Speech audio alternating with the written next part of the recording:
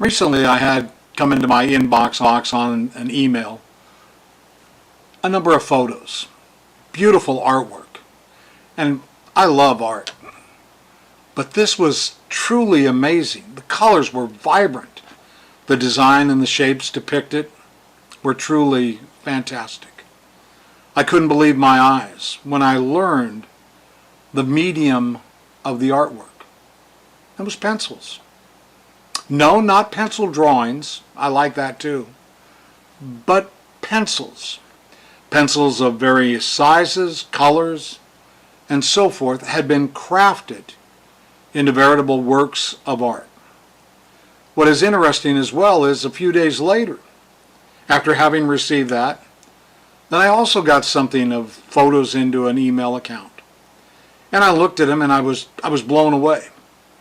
Because on a common number 2 pencil, the lead at the end of it had been taken by some craftsman and carved into these amazing little tiny figures. And I looked at them and I was blown away. The artistry and the talent and the patience to accomplish such is mind-boggling. The beauty that was seen therein from a common everyday item, like a pencil. Well, it got me to thinking. And as it got me to thinking, it took my mind back to the book of Philippians, into the 2nd chapter and verse 13, wherein Paul writes, "For it is God who is at work in you, both to will and to work for his good pleasure."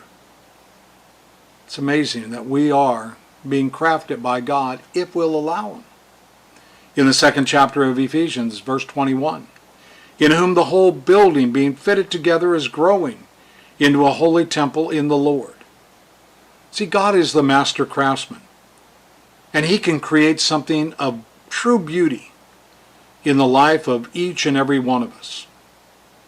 Now we know that we have the capability to learn from illustrations. We know that. Jesus used that to his advantage. He would use and look at something and say, look at this and look at that, like he did in John 4. He talked about the fields are white unto harvest in verse 35 and following. But before that, you look back in the Old Testament, and you find any number of examples that are given whereby we should learn from. Jeremiah is a classic example. God directed him to use a waistband, a broken jar, baskets of figs, and bonds and yokes to help convey his point to mankind.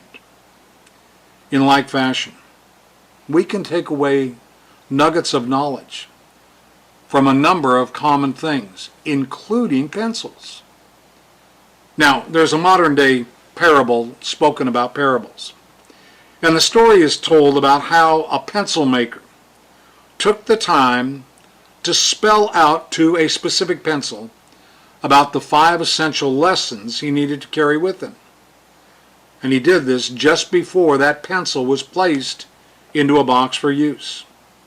Now, the first thing that pencil was told was that in everything he does, he will make a mark. The second, that any mistake can be corrected. The third, it's what's inside you that really counts. I mean, come on, stop and think about it.